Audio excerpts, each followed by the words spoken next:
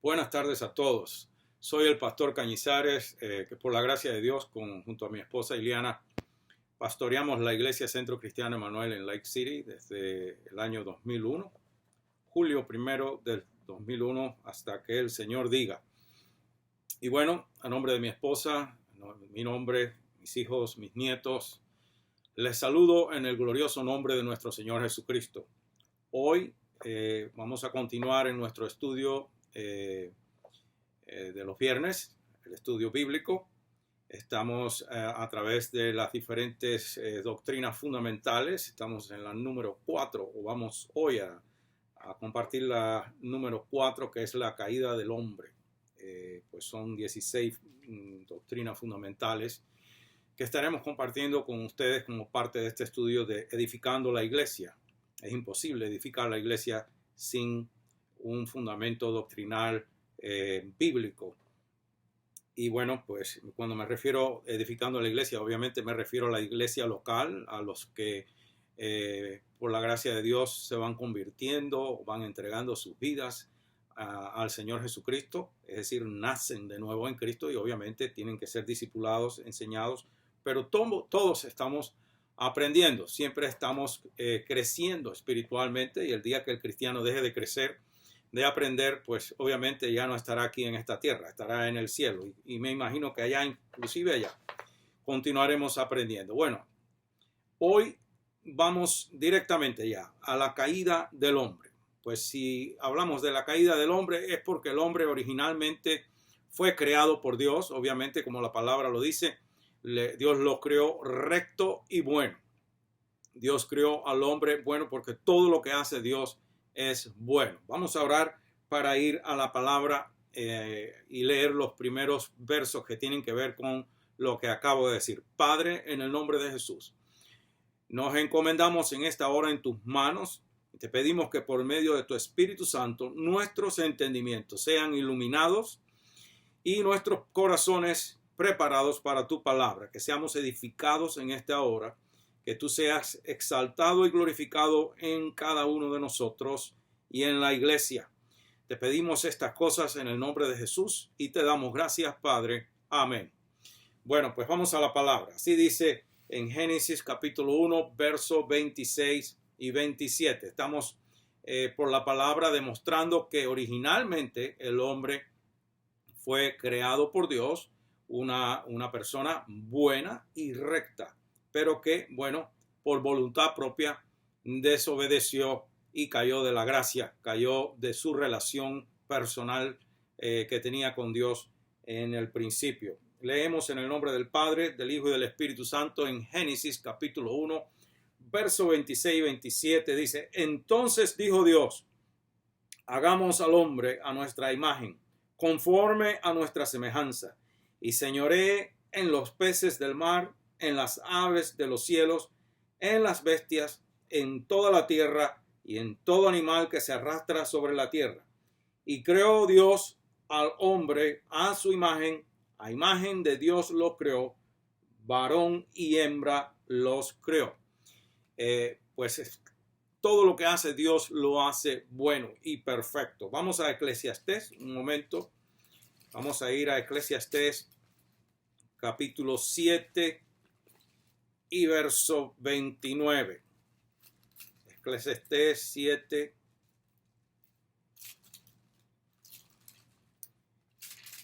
Verso 29 dice: He aquí, solamente esto he hallado, que Dios hizo al hombre recto, y escuche bien ahora, pero ellos buscaron muchas perversiones. Pero ellos, es decir, el hombre buscó muchas perversiones.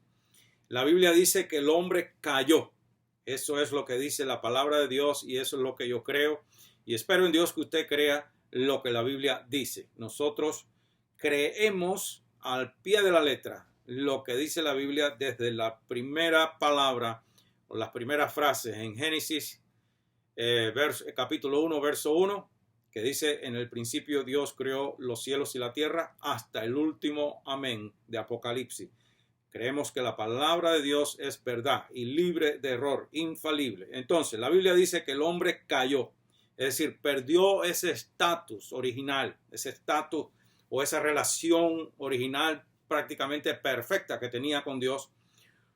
Y por ser criatura y no creador, el hombre necesita ser restaurado, necesita ser pues salvado del pecado y de las maldiciones del pecado. Y el único que puede restaurar al hombre, el único que puede salvar a la criatura es el creador, en este caso Dios. Por eso Dios envió a su Hijo Jesucristo para que viniera y se hiciera hombre, por cuanto por un hombre entró el pecado y la maldición y todas las consecuencias del pecado entraron en el mundo por culpa de un hombre, pues por un hombre tenía que venir también la solución al problema, y eso vino a ser Jesucristo. Vino, se hizo hombre para que hombre, obviamente tomando sobre sí nuestra naturaleza humana, pero sin el pecado. Él vino para redimirnos del pecado. Entonces, la educación puede ayudar y mejorar muchas áreas de la vida del hombre, porque las filosofías, pues obviamente las filosofías humanistas enseñan que el hombre es un ser, o el ser humano es capaz de mejorar por medio de la educación social, intelectual, etcétera, etcétera. Esto se está hablando ahora mismo con la crisis de los disturbios raciales o en protesta del racismo, como le llame. Y nosotros sabemos, por ejemplo, la historia registra que en los años 30, 1930, 1940, quizás uno de las naciones o de los pueblos más cultos y de una educación y la ciencia y en todas las áreas que un país puede aspirar, que ese país estaba quizás el más avanzado del mundo, que era Alemania. Toda la educación que tenía a su disposición el pueblo, sin embargo cometieron los peores o las atrocidades más horrorosas que ustedes se puedan imaginar, y tenían que ver con racismo y tenían que ver con, pues, ellos fueron al extremo inclusive del genocidio para eliminar grupos étnicos, entre ellos los judíos principalmente, los eslavos y también los gitanos y todo el que tenía una imperfección física o algo, o enfermedades crónicas, etcétera, etcétera. Entonces vemos que la educación sí puede mejorar muchas áreas del hombre, puede procurar un mejor empleo, aspirar a, no sé, a muchas ventajas dentro de la sociedad, pero la educación jamás puede transformar o cambiar el corazón del hombre. Jamás puede la educación transformar el hombre. El hombre necesita ser restaurado, el hombre necesita nacer de nuevo. El hombre, como dice 2 Corintios 5:17, hay una parte muy interesante ahí donde dice: de modo que si alguno está en Cristo, nueva criatura es. Pero realmente lo que quiere decir es nueva creación es. Ha sido regenerado, ha sido transformado, cambiado por el poder redentor de la sangre de Cristo y el poder transformador y regenerador del Espíritu Santo en su ministerio interno en nosotros. Ese ministerio que es, no es tanto, diría, como secreto, pero sí silencioso, en el cual Él está trabajando internamente en el individuo. Y no es secreto porque el trabajo que el Espíritu Santo hace dentro de nosotros puede ser comprobado fuera de nosotros, es decir, se manifiesta a través de nuestro fruto, a través del fruto que nosotros llevamos, porque al fin y al cabo el que produce el fruto en nosotros es el Espíritu Santo. Entonces, volvemos a lo que estamos diciendo. La educación puede ayudar en muchas áreas del hombre, pero jamás puede salvar, jamás puede transformar, jamás puede cambiar el corazón del hombre. Esa restauración, ese cambio interno de naturaleza, de inclinaciones, ese poder para vencer la inclinación innata a la rebeldía, a pecar, a aborrecer a otro individuo por el color de su piel o el origen de la cultura de donde venga, etcétera, etcétera. Esa capacidad solamente la tiene Dios, solamente por medio del poder de la sangre redentora de Cristo y el poder transformador del Espíritu Santo es que podemos ser cambiados. Entonces, decíamos que Dios hizo al hombre bueno y recto en el principio. Y leímos ya en Génesis 1, 26 y 27 y Eclesiastés 7, 29. Dije que entonces el hombre, por voluntad propia, se dejó engañar. Obviamente sabemos la historia y la vamos a leer aquí brevemente. Pues el hombre desobedeció los mandamientos de Dios y hizo o quiso hacer su propia voluntad. Vamos a Génesis ahora, capítulo 2. Génesis capítulo 2, verso 16 al 17. Dice, y mandó Jehová Dios al hombre diciendo, de todo árbol del huerto podrás comer, mas del árbol de la ciencia del bien y del mal no comerás, porque el día que de él comieres ciertamente morirás. Obviamente esto hay mucho que decir y poco tiempo para hacerlo.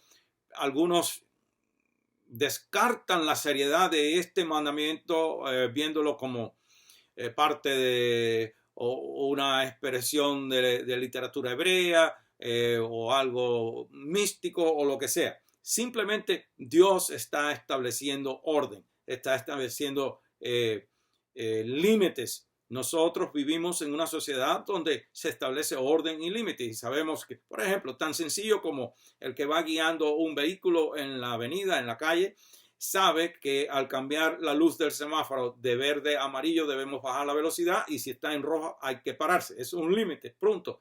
Si usted se lleva la luz roja o se pasa, mejor dicho, con la luz roja, o usted puede morir en un accidente o puede matar a otro o si el guardia lo ve, usted va a pagar una penalidad. Simplemente Dios está estableciendo límites al hombre, está estableciendo límites para su propio bien. Y eso es un tema mucho más profundo y más amplio en el cual hoy no podemos entrar completamente. Pero vamos al capítulo 3 y ver qué pasa aquí.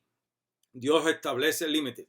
Dios da unas instrucciones y nosotros pues tenemos en nuestras manos la palabra de Dios que está llena de instrucciones para nuestro propio bien. Algunos ven los mandamientos como algo fastidioso, algunos ven los mandamientos como una manifestación de la arbitrariedad de Dios, de que Dios es un Dios caprichoso y que no quiere que nosotros, entre comillas, dicen algunos, disfrutemos la vida. Pero Dios sabe que la única manera de disfrutar verdaderamente la vida es en santidad. Inclusive, santidad y felicidad vienen de la misma raíz, de la misma palabra en hebreo para santidad y felicidad tiene la misma raíz y no hay lugar más feliz y en el cual se pueda disfrutar a plenitud que en la presencia de Dios, máxime en el cielo. De manera que Dios, por ser un Padre amoroso y bueno, que quiere lo mejor para nosotros, pone límites como un buen padre que ama a su hijo o a sus hijos, les disciplina, les enseña en amor y también pone límites. Yo creo que un padre que ama a su hijo sería incapaz de darle la llave de su auto a un niño de 8 o 9 años y decirle agarra la calle y móntate en el expressway o en el freeway, como le llame, y a ver qué pasa. Pues sería absurdo. O un padre que ame a su hijo de 6, 8, 10 años no le va a entregar una pistola cargada en sus manos. Hay cosas que Dios no nos permite porque sabe que las consecuencias de esas acciones nos pudieran apartar eternamente de Él. Y Dios quiere la salvación de cada uno de nosotros. Por eso da instrucciones desde el principio, porque volvemos, el hombre es criatura, fue creado. Y por ser creado, no es omnisciente, no es omnipotente, ni cosa que lo parezca. Es decir, no podía tomar todas las decisiones por sí mismo. Nosotros hemos sido llamados a vivir una vida sometida bajo la voluntad de Dios. Y mientras usted y yo caminemos sometidos bajo la voluntad de Dios, guiados por el Espíritu Santo de Dios, viviendo dentro de los parámetros de la palabra de Dios, vamos a andar bien. Vamos a ser guardados en el hueco de la mano de Dios. Y aún si Dios permite adversidades, problemas en nuestra vida, no importa, porque vendrán si nosotros buscárnoslas. Vendrán como parte del plan perfecto de Dios, pero no porque nosotros hemos caído en desobediencia. Y eso es lo más importante. Si vivimos, que vivamos en obediencia a Cristo. Y si morimos, que muramos viviendo en obediencia a Cristo. Es decir, esa es la postura que debemos mantener, vivir dentro de los parámetros de la palabra de Dios. Bueno, en Génesis 3, del verso 1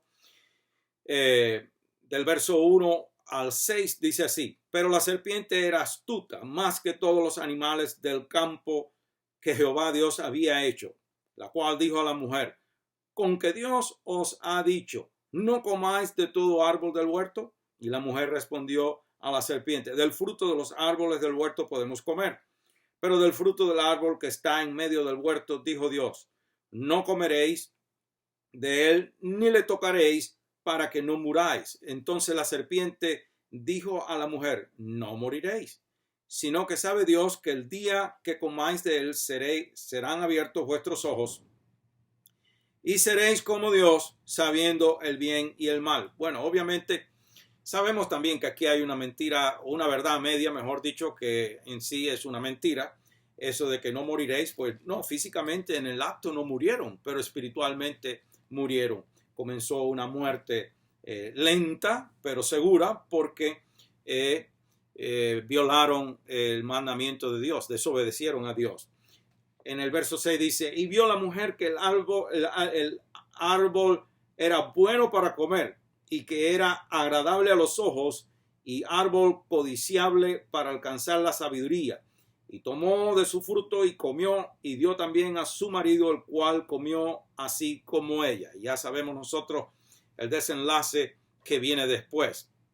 Es decir, el hombre cae de la inocencia, es decir, esa caída, el hombre cae de la inocencia, él cae de una vida limpia de pecado, ahora cae al pecado. Y como consecuencias del pecado, pues vienen las maldiciones del pecado y eventualmente la muerte física, porque en el principio el hombre no era para que muriera, pero el pecado trae la muerte física y eventualmente, o con esa muerte física, la muerte espiritual, que es separación completa de Dios, separación total de Dios. Y eso lo vamos a ver en Romanos capítulo 1 primero. En Romanos capítulo 1.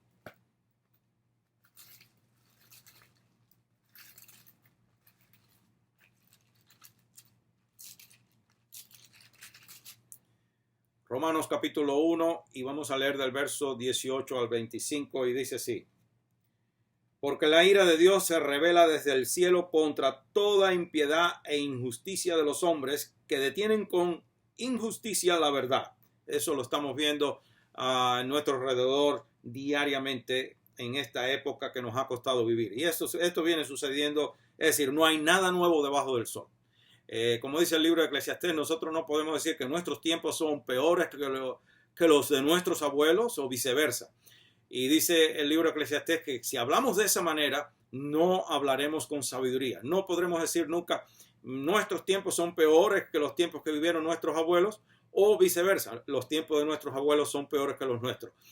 Desde el día que el hombre pecó hasta que el último hombre se convierta en esta tierra, hasta que la iglesia sea arrebatada, y aún después en la gran cosecha que Dios hará en medio de la gran tribulación y el gobierno milenial, etcétera, etcétera. Desde que el hombre pecó hasta hoy, el mundo dejó de ser un lugar seguro para el hombre vivir. De manera que esto que está hablando aquí el apóstol Pablo, inspirado por el Espíritu Santo, es algo que está viviendo el hombre, o que ha venido viviendo el hombre desde el día que pecó hasta nuestros días presentes, y continuará igual mientras estemos en esta tierra. Este problema de la injusticia y la perversión que se multiplican a diario en el mundo entero. Entonces, en el verso 19 dice: porque lo que de Dios se conoce les es manifiesto, pues Dios se lo manifestó, porque las cosas invisibles de él, su eterno poder y deidad, se hacen claramente visibles desde la creación del mundo, siendo entendidas por medio de las cosas hechas, de modo que no tienen excusa, pues habiendo conocido a Dios, no le glorificaron como a Dios, ni le dieron gracias, sino que se envanecieron en sus razonamientos, y su necio corazón fue entenebrecido. Profesando ser sabios, se hicieron necios y cambiaron la gloria del Dios incorruptible en semejanza de imagen de hombre corruptible, de aves, de cuadrúpedos y de reptiles.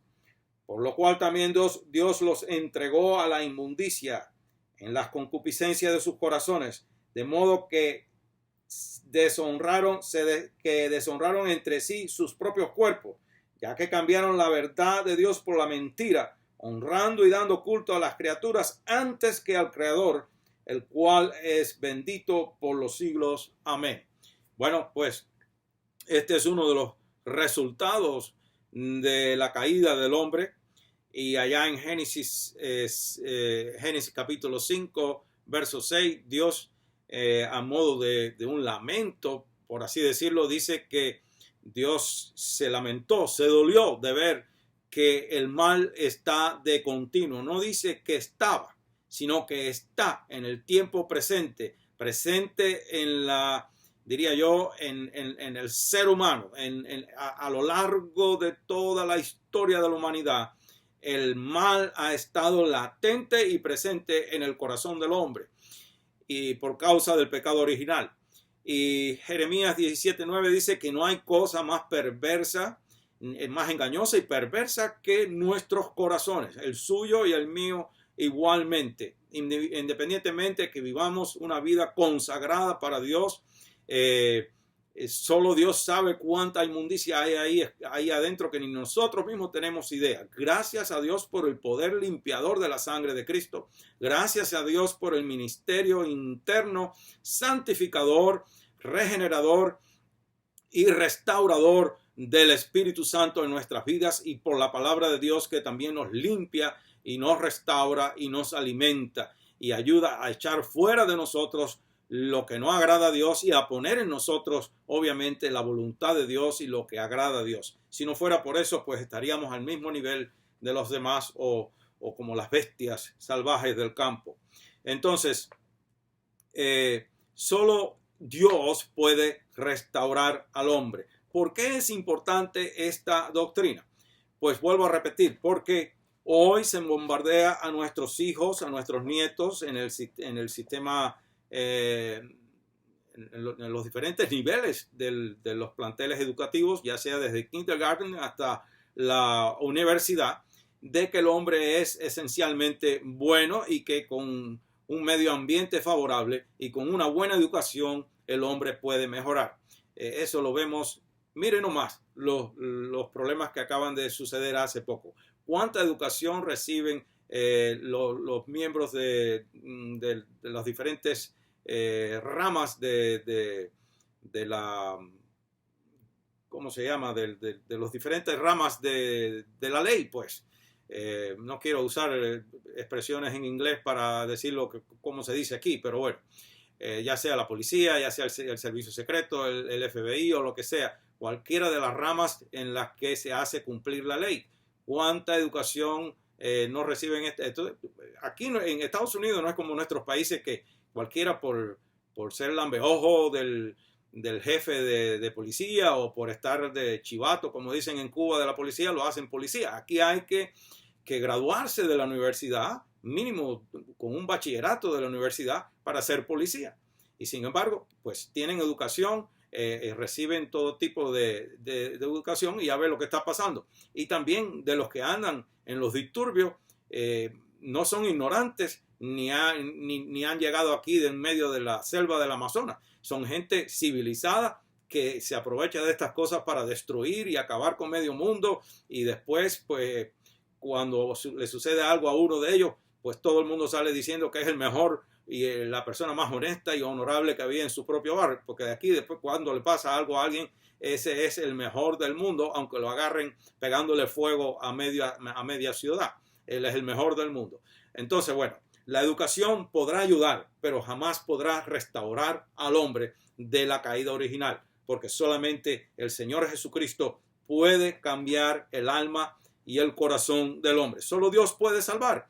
Solo Dios puede cambiar y restaurar al hombre pecador a una nueva relación, la relación perfecta como la que tuvo en el principio con Él. Y todo eso es gracias a nuestro Señor Jesucristo, que vino y derramó su sangre preciosa por nosotros y murió en esa cruz o sobre esa cruz, resucitó al tercer día y ascendió de nuevo para estar sentado a la diestra del Padre en aquella gloria que siempre ha tenido con él.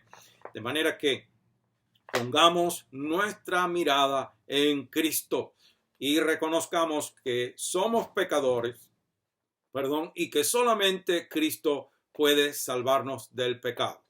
Pues que Dios le bendiga y que Dios le guarde a usted, a su familia, y que la gracia del Señor Jesucristo, la presencia del Espíritu Santo gobiernen en su corazón, en su mente, y sea usted guiado por el poder del Espíritu Santo de Dios y la palabra de Dios todos los días de su vida. Muchas gracias por su gentileza. Muchas gracias por compartir este tiempo conmigo. Saludos nuevamente de mi esposa Ileana, de nuestros hijos y nietos para usted. Que Dios le bendiga en el nombre de Jesucristo.